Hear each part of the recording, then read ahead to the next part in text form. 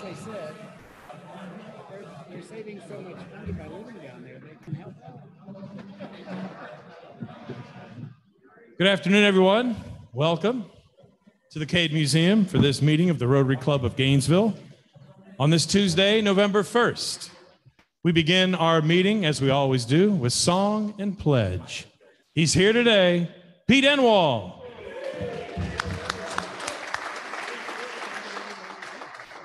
Thank you. When my son was a teenager, and he's thankfully grown up now, but when he was a teenager, I looked at him and said, "Son, not only are you ignorant, but you're apathetic." He looked at me and he said, "Dad, I don't know what you mean, and I don't care." We're going to sing "My Country 'Tis of Thee." My country 'tis of thee, sweet land of liberty, of thee I sing. Land where my fathers died, land of the pilgrim's pride, from every mountainside, let freedom ring. Join me in pledging allegiance to our flag. I pledge allegiance to the flag of the United States of America, and to the republic for which it stands, one nation, under God, indivisible, with liberty and justice for all.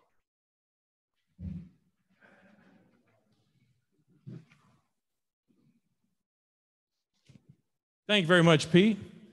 Please remain standing now for our invocation offered to us via Zoom by Kevin Thorpe. Kevin. May we pray. Lord, we are grateful for this day. Thank you for the privilege that you provide for us each week to assemble together. We thank you in advance for today's speaker and today's presentation. It is our prayer that as we stand on the threshold of this new month, that you would allow our gratefulness to begin to match your graciousness. Continue to bless what we do and what we say. It is for your sake and for your glory. Amen.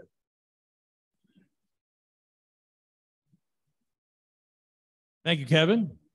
If you are visiting us today, either as a visiting Rotarian or a guest of one of our members, please remain standing with that member. Jason Shank has a wireless mic. He'll let you introduce yourself or your guest. There's Jason.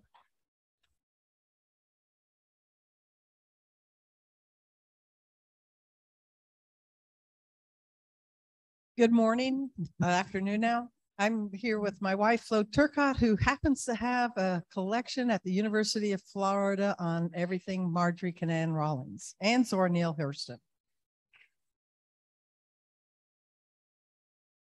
Thank you. Hello, everyone. Today I have two guests. Harley O'Neill is the coordinator of the Thriving Cities Project, which we learned a little bit about through Ty Buckman a few weeks ago. And also I have Denise Vickers from the University of Florida College of Journalism, their News Innovation Center, and she is doing a great job there with all those students at UF.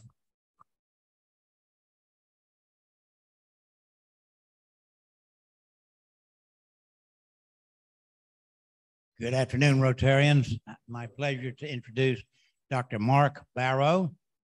He has a PhD in cardiology, for starters.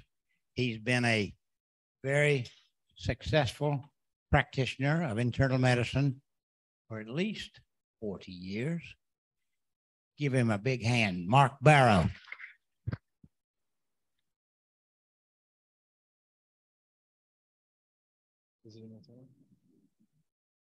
Good afternoon, everyone. My name is Bree Giederman. I'm from Associates Realty Services, and I am a Rotarian in Greater Gainesville. So I'm happy to be here.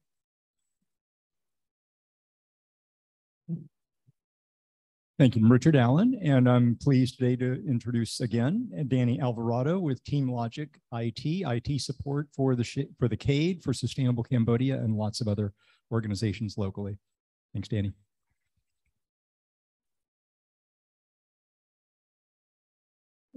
Hey, I'm Robert Bounce, and I'm pleased, at the pleasure of Richard Allen, to introduce my guest for today, Krista Enix, who is an artist and a volunteer.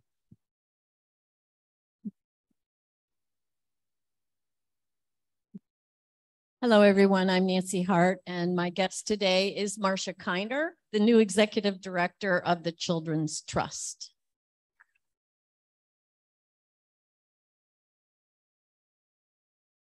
Pizza Bill. Stashevich, good job. Welcome.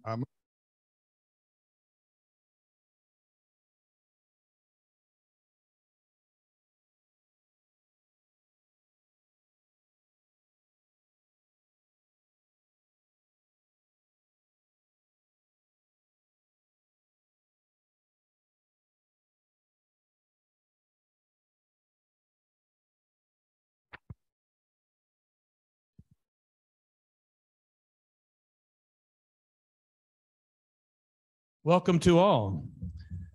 It is the 1st of November, so it's time for us to honor those Rotarians having their birthday in the month of November. If you're here today, please bring your dollar up to Greg Young at table number 1. Before we get to that, also anniversaries of members and when they joined this club. Victoria Watson on this date in 2019, Robert Watson this date in 1995. Douglas Thompson, 1981, he joined this club. 1985, John David Shirt and Harry Shaw. Cotton Fletcher in 1993. Chip Emmel in 1983. Rogers Bartley in 1987. And Joe Anderson in 1979, 43 years a member of this club. You can applaud that. Now for our birthdays in the month. Again, if you are here today and present, bring your dollar up to Greg Young. Dalton Baker, Don Bugos, Ken Cornell, George Emmel, that's Chip for you and me. Sam Goforth, Helen Gilstrom, Sam Holloway, Guy Jopling, Parker Lawrence, Jane Morawski, Sarah Owen, Gene Singer, Kirk Smith, Kim Tanzer, Maureen Tartaglione, Kevin Thorpe, Lori Vidal, and Philip Waite. And now here's Pete again to help us sing Happy Birthday. Pete, it's all yours. Okay, with gusto. Happy birthday to you. Happy birthday to you. Happy birthday, fellow Rotarians, with gusto. Happy birthday to you. Bye. And many more. Now we have a series of announcements. First up, please welcome to the podium, Eric Godet.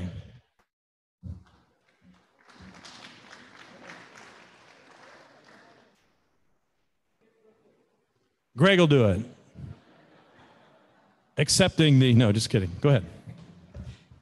On behalf of Eric, this is about the Ethics in Business Award. I don't have the details in front of me, but just keep your eyes open out and put your nominees to Scott Winsler.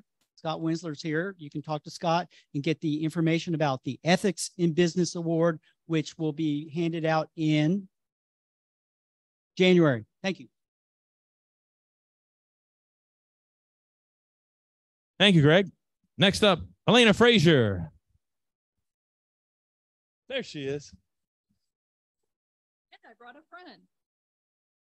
Hey, everybody. Just a reminder about our auction on December the 6th.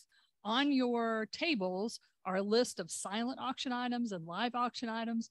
And it's really pretty cool. There's a really nice list of items that we have, but we need more stuff. So one of the things I wanted to do today was introduce you to the wonderful Ed Ellett. He's going to tell you a little bit about his live auction item. Thank you, Elena. You know, it's always nice to have an opportunity to have a little fun and help a great cause. And I have donated a fishing trip, which is right up the alley for me of having a little fun. And there are some kindred spirits in this room that like doing that also. Last year, our winners, Doug Wilcox brought his son, Zach. We went out of Cedar Key. The weather was very nice. The speckled trout cooperated nicely. A Spanish mackerel or two chimed in.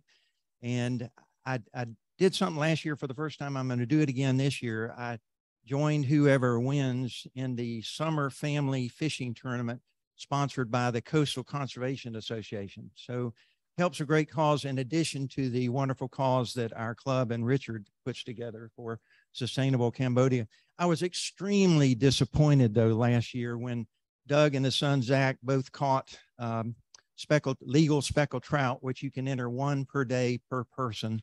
And at the end of the tournament on Labor Day weekend, there's a random draw. In the past, I have won a boat in this random draw. My wife has won a boat. So I was hoping so much that Doug and Zach might win a boat, but unfortunately they did not, and I did not this past year. But maybe things will change for this coming year. Thank you very much.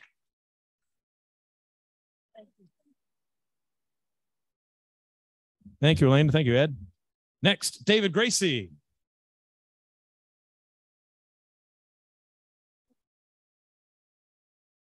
Thanks, Tom. Good afternoon, fellow Rotarians and guests. I am pleased to remind everyone that we have an important meeting coming up 2 weeks from today on the 15th. We'll have our ET and VAM York Service Above Self Award presentation. The selection committee we've performed our due diligence. We've had some wonderful nominations, and we look forward to the awards presentation on the 15th, 2 weeks from today. So hopefully see everyone, a crowd like this, a great crowd today. Thank you.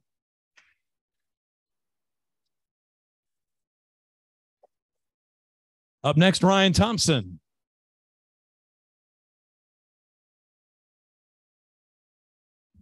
We got some applause. Hey, good afternoon. I just wanted to let everybody know we're having a small social at Heartwood on Thursday evening, about 5:30.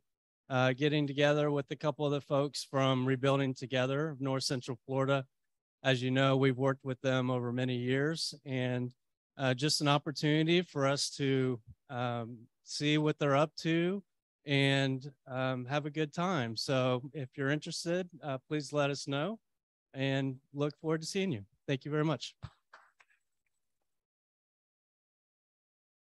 Thank you very much, Ryan. Last but not least, our last announcements presented today by Dwight and Lisa. There's Dwight. Thank you. Good afternoon, fellow Rotarians and guests. Dwight and Lisa, where are you? Lisa's back there, my cohort. We are both chairing a lot of great events going on that we hear about, but the event coming up is the Seafood Spectacular, November 10th, second Thursday in November. We're really excited about it. We haven't had it in a couple of years. There's going to be some great food out there, great fellowship. Rotary Club Foundation is sponsoring it with all the Gainesville area Rotary clubs. Everybody's participating, so looking forward to it. Get your tickets online. You can get your tickets over here from Wes. Tickets are $60 each, or you can get 5 for $250. You can also, with the flyer, click your phone with the QR code and order your tickets that way as well. So we encourage everybody to buy tickets, come out, bring your friends, bring your family. It's going to be a great time. Along that note, we are having another cleanup day, a work day out at the site at Hatchet Creek. For those of you that don't know where it is, it's about 5.5 miles east of the airport. And we had a great attendance last week. I want to recognize some of the people that came out. We had from Downtown Club, Ed Book and Jimbo Skiles.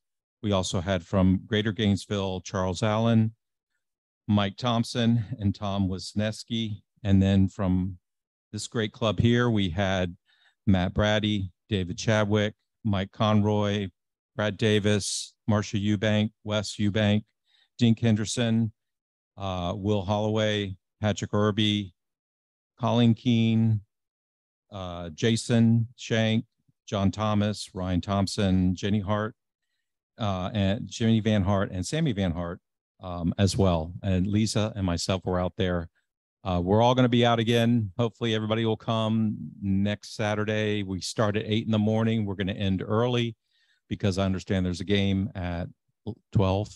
So we're going to feed everybody burgers and dogs and stuff around 11:30, and we'll have the site in great shape. If you want to sign up to help at the event on Thursday, November 10th, there's sign-up sheets here. You can put your name. We could use a little help with the bar or with the food or with ticket taking or whatever you want to do, or just come see me. So that's it. Thank you very much, guys.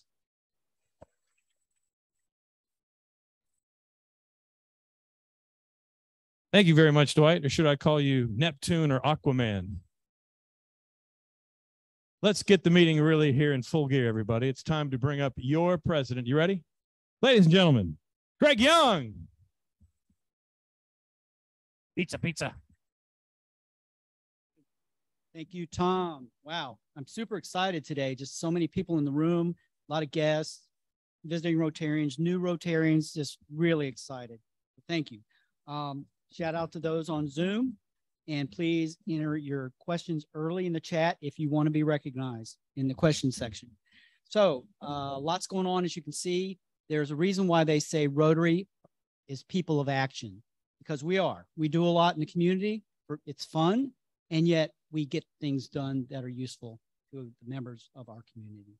So again, hope to see everyone out at the site this Saturday who can make it for a bit of the work party. Get your tickets from Wes. And also, I want to mention that I see Pat Thomas. Pat, can you raise your hand? Where are you? Pat, come on, raise your hand. Where are you? Over there. Pat has been gone for a while, I think, in the mountains. And so we're so glad to see you back at our club. So welcome, Pat.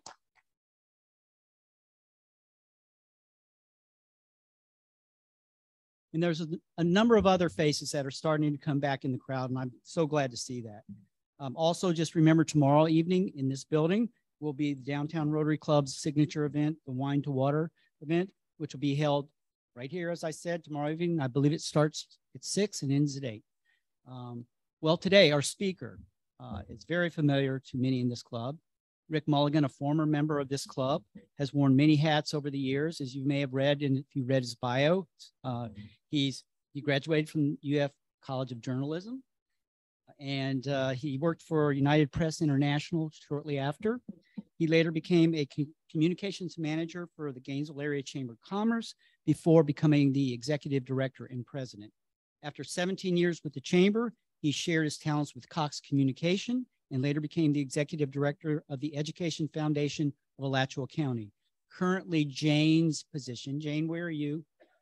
Jane, raise your hand. There she is, back in the back. So that's interesting. I made sure that they were introduced today, so they got to catch up on some things. Rick's passion for Marjorie Kinnan Rollins and the Yearling began in the summer after 8th grade. It was on the required reading list. And of all the books that Rick read, according to what he shared with me, that was the one that made the biggest impact on him, which I hate to, well, I don't hate to say it, I'm almost embarrassed. I remember reading that crying. It was so sad. But anyway, Rick has been a docent out there at Marjorie Kinnan Rollins Homestead now, which is now a state park, for 10 years. Rick lives with his wife, Judy, and they're fortunate to have their 2 children and 3 grandchildren living here in Gainesville. Please join me in giving Rick a warm Rotary welcome home.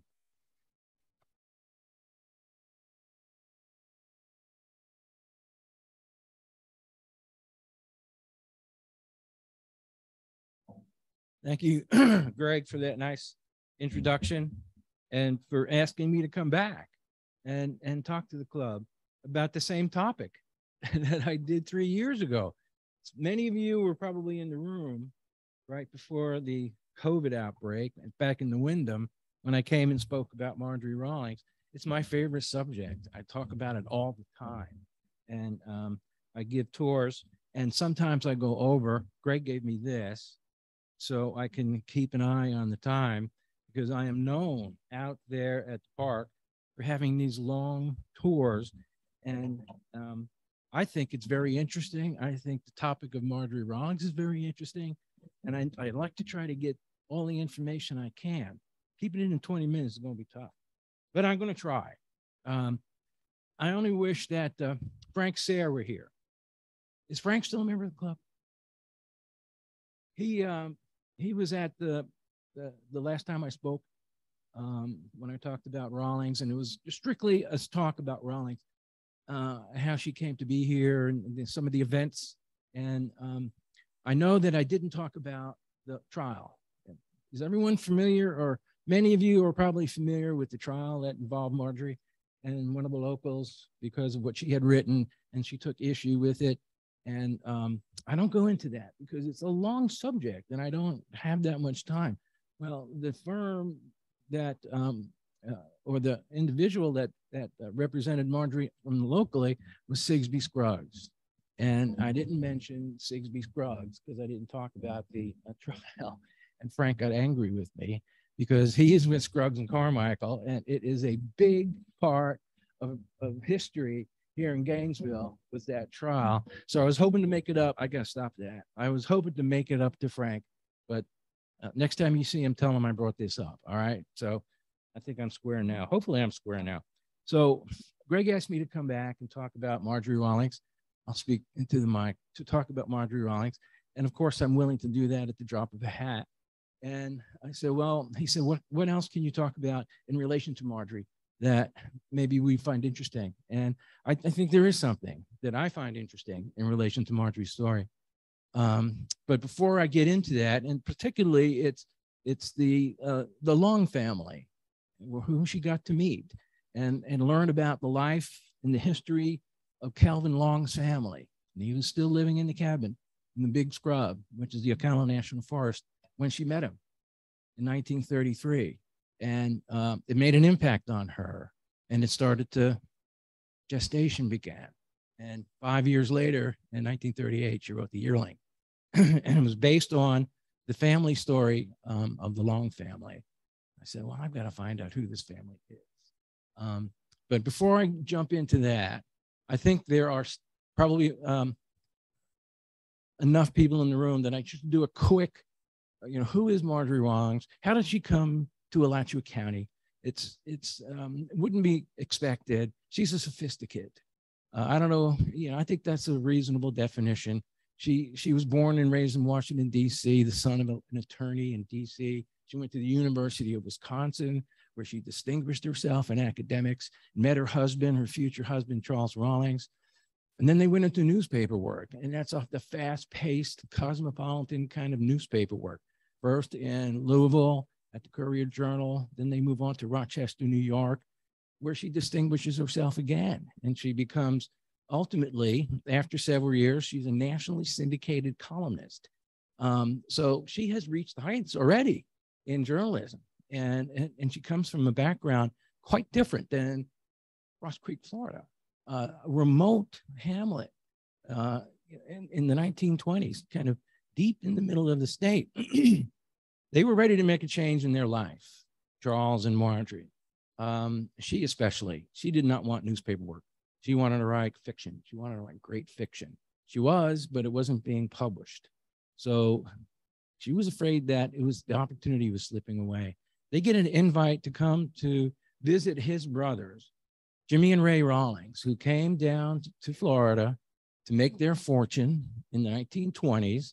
And they located in Island Grove to make a fortune. And you're thinking, why would they do that? Because it's citrus country, and it was still the citrus belt, the northern part of the citrus belt in Island Grove. And a lot of that citrus is running through Island Grove with the packing houses. And there was money to be made. And the Rawlings boys are down there, entrepreneurs, they're not growers. And they invite Charles and Marjorie to come visit and take a break from frozen Rochester in March of 1928. Rochester, New York, if anyone is familiar, is not springtime in March. It's dead winter. And so they come down to the perfect month of the year. You know what it's like in March. And then the orange groves are open and the blooms are open and the beautiful aroma is on the air, and they come down for a 2-week stay, and they fall in love with it and decide this is how they're going to be able to get out of this newspaper world and working for city editors and daily deadlines and concentrate on their writing because they want to be great writers. So let's buy an orange grove and move down here. And that was the plan. And they asked the brothers who were dabbling in real estate, find us an orange grove. We'd like to move here and take advantage of this beautiful setting to do art fiction. And okay, so the boys go out looking. They go back to Rochester, New York, and they find an orange grove up for sale, the Armstrong place, and 72 acres. There are 1,600 producing bearing trees on it. It includes the house, it includes the barn, it includes all of the implements necessary to run it. It's a turnkey deal for $14,400. And they don't have that. You know, they're really wage earners. And Marjorie has some inheritance money that goes down. $7,000 goes down in cash, and they take a note to complete the deal for $7,400, and the deal gets done. So they've mortgaged themselves essentially to buy an orange grove, and they come back in November of 1928 to take possession of their orange grove and become orange grove owners, which is something they know nothing about. People from Rochester don't know anything about growing oranges, but they're young, they're college educated, they have energy, they're changing their life, they'll figure it out, and they come down to take possession of their grove, which they did buy sight unseen. They got a great deal because the brothers were taking care of that for them, and that's the communication. So they get here, and very quickly Marjorie forgets about these fiction stories that she was writing that were unpublishable. No publishers wanted them. And she starts writing about this local place that she's come to and these local people that she sees. And she doesn't know anything about the people who live out there in Cross Creek. She's not sure about them. A lot of them are just poor, not grove owners. You know, they're living a subsistence lives. And when she finally gets to know them, wow, she finds them fascinating. These people, she thought they were desperately poor. And she said, well, they're poor, but they're not desperate. They love their life. They have dignity. They have pride. And she finds them fascinating. She learns things from them that she never knew growing up in cities. And they become part of the background of the stories that she writes, of course, set in this beautiful setting. And her writing begins at that point. She writes a little short story in 1932, gets picked up by Scribner's Magazine. That's the literary magazine of the time. Great writers are in Scribner's Magazine. So now she's publishable. And then she's continuing to write some short stories. She writes one in 1932, and it's called Gal Youngin, which a movie has been made of here in the area. Victor Nunez was the director, and it was filmed at the Hale House Plantation. Has anyone seen that? It's an indie film. It's really a wonderful film. The story is well received. It gets nominated for the O. Henry Award. That goes to the best short story in the country. And she's a finalist with F. Scott Fitzgerald, Ring Lardner, Pearl Buck, and Marjorie Rawlings. And she's a nobody. She's just like her second or third short story. And she wins. She's the O. Henry Award winner. So she has broken through. And in 1933, she writes her first book. It's called South Moon Under, about settler folk who live in the Big Scrub, which is the Ocala National Forest. And it's a smash with the critics. March of 33 is when it's published. And it makes a big impact. And she gets nominated for the Pulitzer Prize. And she becomes a finalist. She comes right down to the very end of it. And she's a runner-up. And the winner that year was Pearl Buck for The Good Earth. So she, in 5 years' time, she breaks through to be one of the great writers that we've got. In 1933, she also spent about 2 weeks with the Cal Long family in the Big Scrub, the Cal National Forest. Cal was 76, I think, at the time. It was 2 years before he died.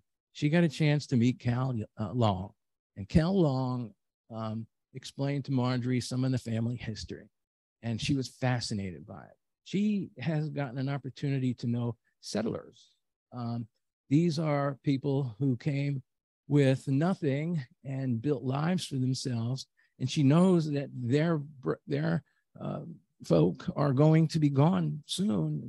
They're moving out. The Big Scrub is being taken over by the National Forest, and all of that way of life is going to disappear.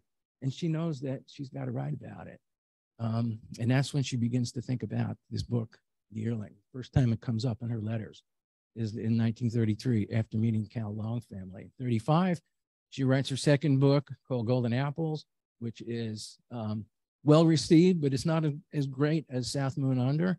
And then in 1938, she writes her classic masterpiece, The Yearling. And the success of The Yearling was beyond all expectations. Nobody expected this. It was the best-selling book in 1938. It was on the bestseller list for 93 consecutive weeks. MGM came along. Well, she wins the Pulitzer Prize for it. And then MGM comes along. They know a great story, and they buy the movie rights from her in 1933. And it catapults her into an international level. She's read around the world. The Yearling is read and translated into languages all around the world. She's a literary figure now, a giant literary figure. And, you know, at this point, as I'm learning about Marjorie, I'm thinking, who is this Long family? I mean, they inspired her to write a great classic, to write her masterpiece. And I know her talents were building, but it really culminated. Thank you. I'm an English minor, a journalism major, culminated in this great book. So who are these people? And how do you get information about people that came here in the middle 1800s to settle? Well, fortunately, there is a family history, and it was published in 1985. Margaret Long, I've got a copy of it up there. I don't know if the folks on the Zoom can see it. The Long Trek. It's very family art. It's just family produced thing. It looks very amateur because, you know, it is, but it's the story of the Long family. And and as I read that, and I reread it, and I read it several times, and I said, this is amazing. This story is amazing. The Long family were from North Carolina, which is kind of common. A lot of North Carolinians came into Florida. Florida was in the Spanish hands until 1921, when it became a possession of the United States. It became a state in 1845. And there was an encouragement for settling. And so homesteading was encouraged. People of good character, hardworking, could come and you get 160 acres. If you settle and then you farm and you build on it, and it was drawing people down. And Reuben and Sarah Jane Long decided they wanted to take advantage of this. They were from a little town in North Carolina called Pireway. I don't know if anyone's familiar with how familiar you are with North Carolina. It's Columbus County, which is close to the South Carolina border, and it's low country and it's wet.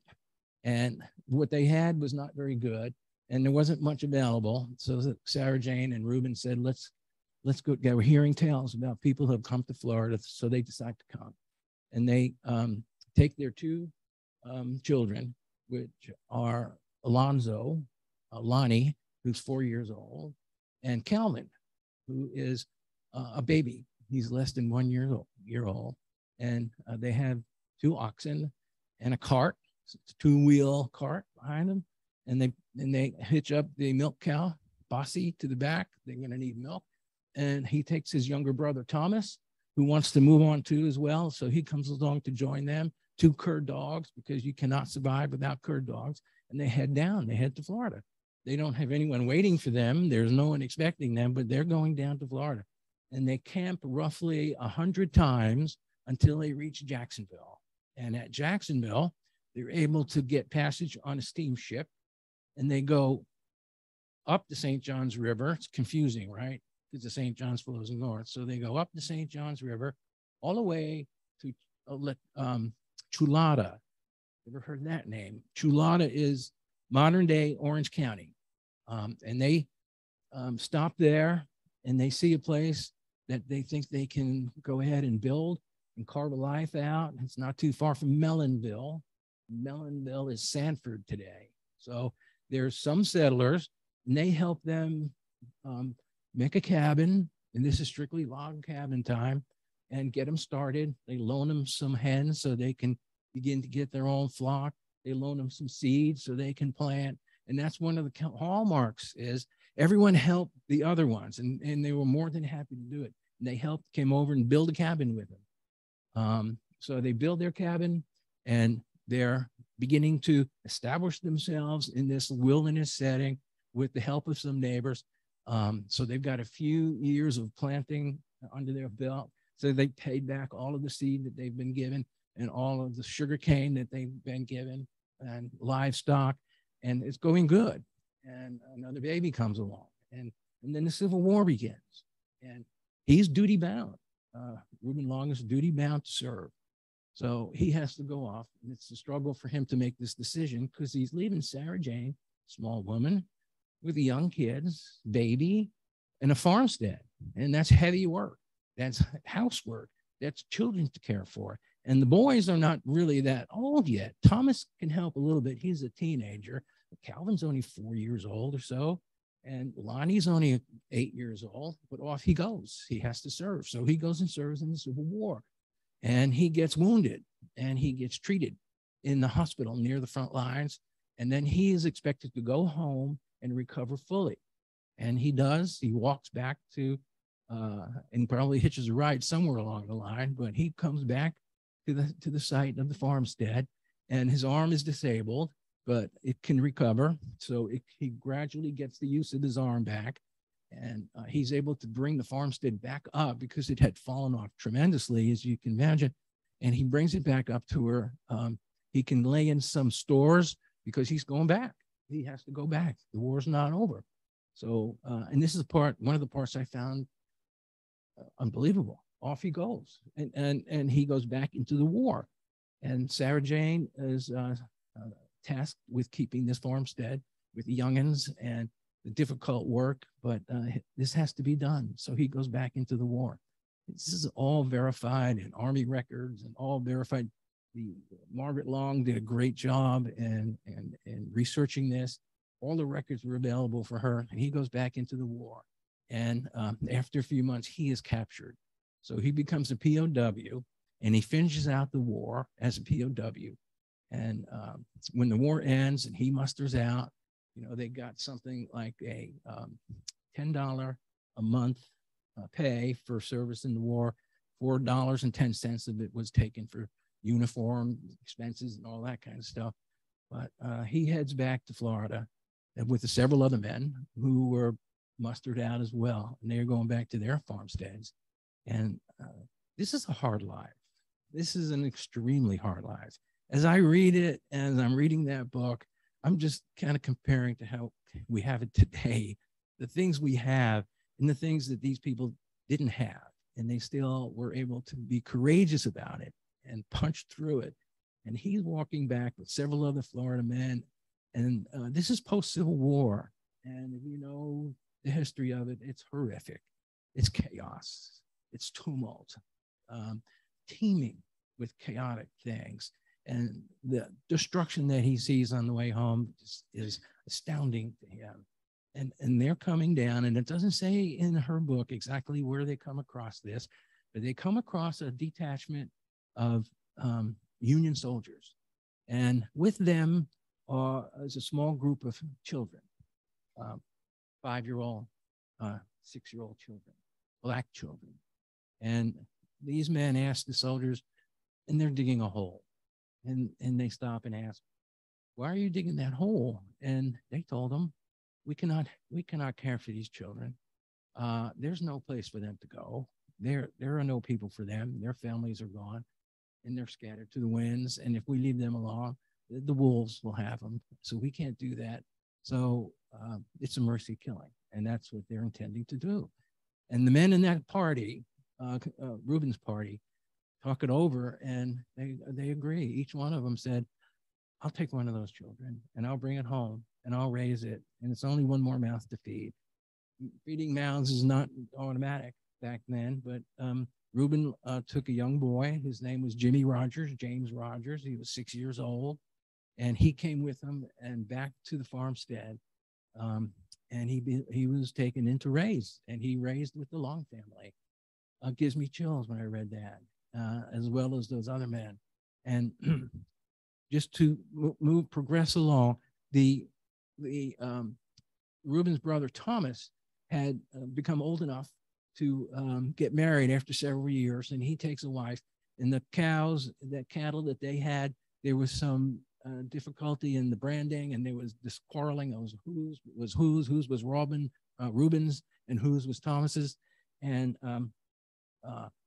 it was a quarrel, and he didn't want to quarrel, and they had a family meeting and said, let's go ahead, let's move a little further north, because they had heard tell about Silver Glen, Juniper Springs, how beautiful it was outside of Ocala.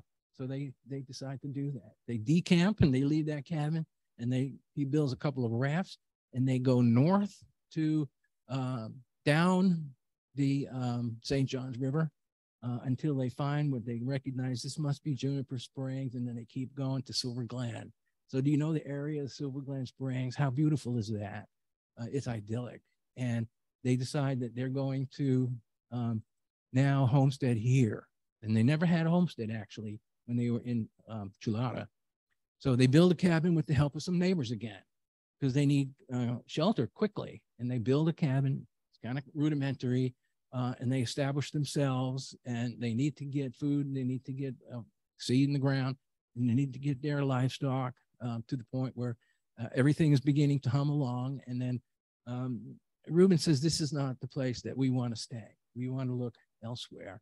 And he was out hunting, and he came across a place. It's called Pat's Island. You know it. And he recognized it as an ideal spot. You went from scrub to slash and then oak, and it kind of progressively got more beautiful. And he found a spot, and he said, this is where we're going to go. So they move again. And this time they can stay in the cabin, and he's going to build the log cabin, where they were, and he's going to build a cabin of timber, milled timber. So they have the luxury of doing it right. And they build their cabin of boards, and they have, nice floors, windows, and this is the spot where they're going to live out. This is their last home. And then more babies are coming all the time. I mean, there's a total of 12 births that Sarah Jane had. 3 of them died in childhood, but 9 of them lived on. And they're growing this family. And young Melvin, Calvin's younger brother, Melvin, he is, before I talk about that, this is where he homesteads. So he stakes out 160 acres and goes to Gainesville, so it can be registered with the federal government. Cost him $1.50 to register that claim. And then he has 5 years to farm it and to build on it and to produce on the land. And he does that. He could have bought it for $1.50 an acre if he wanted to, but he didn't have that. He was going to stay anyway. So he does the necessary things, and he's able to come back in 5 years. And for $4, he's able to take possession of that. He owns that homestead.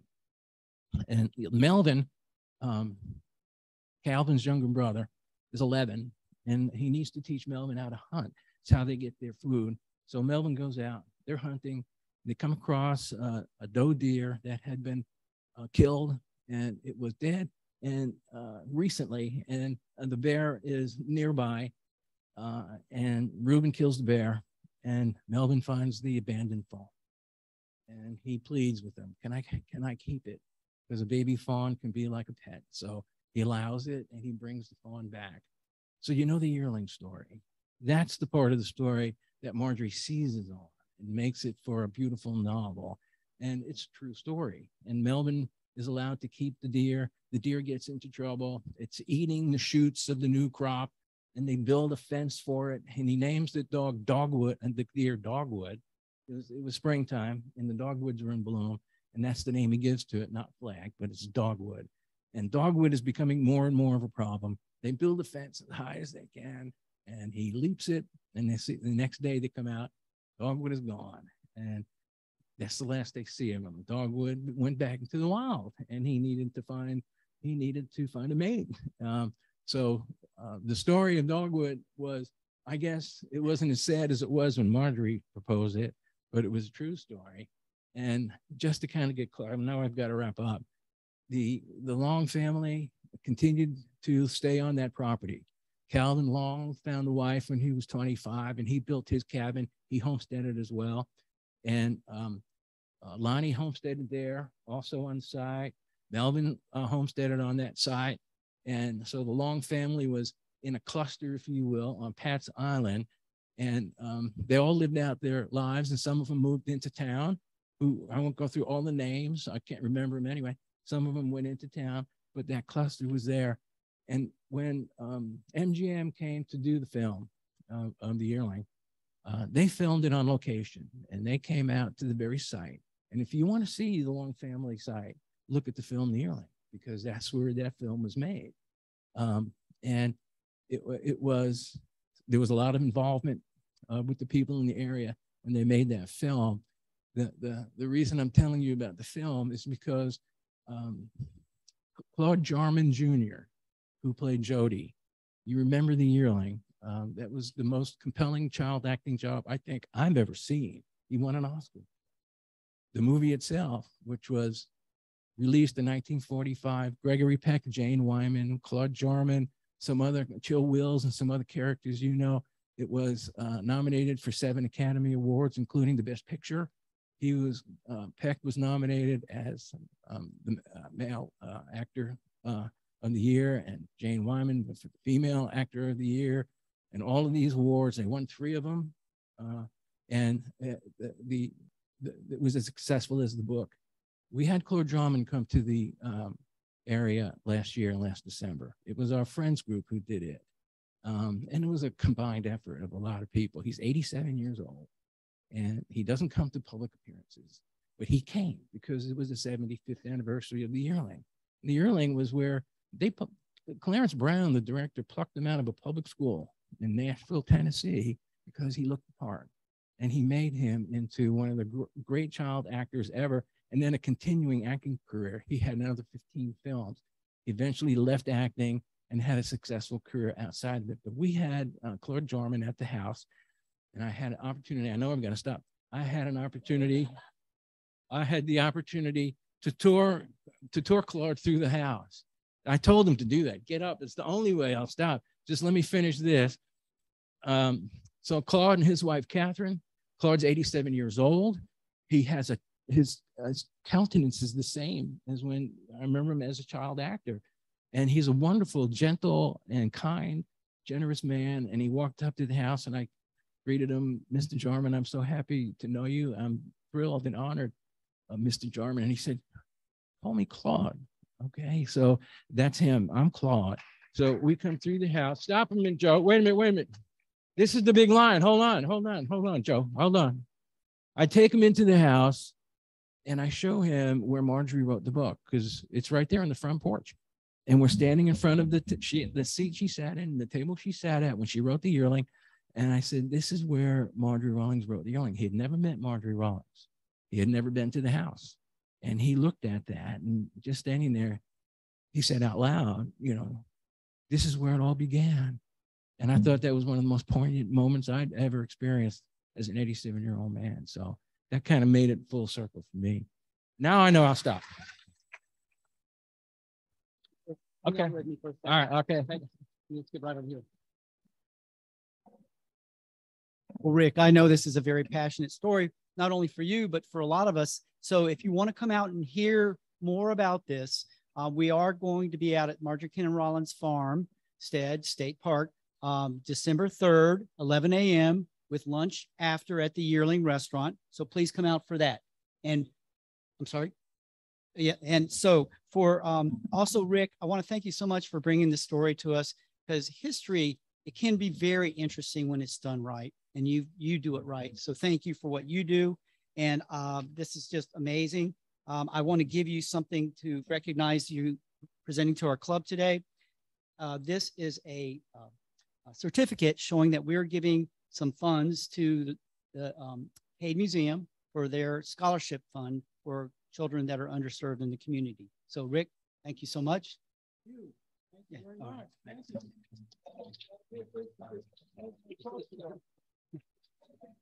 Okay, you're welcome. I just want to say Flo Turcotte, she's doing the fact checking since she is the, what is it, library? I can't even read this. She's basically archivist for Marjorie Kennan Rollins, and also for for Zora Neale Hurston and others. So wrapping up, A+, close enough, right? Okay. And so we did that. I hope to see everybody again next week when we will have Masters of Ceremony Margaret Combs bringing us the annual Veterans Day program. I look forward to seeing everyone then. I'm so excited and inspired to see all the guests and new members in the room. And the quote for the day is, "It seems to me that the earth may be borrowed, but not bought. It may be used, but not owned. We are tenants, not possessors, lovers, not masters." Marjorie Kinnan Rollins. And I failed to get my ticket. So Rick, if you will give me a ticket out of that bucket right there, that basket, and tell me the last 3 digits. Last 3 digits.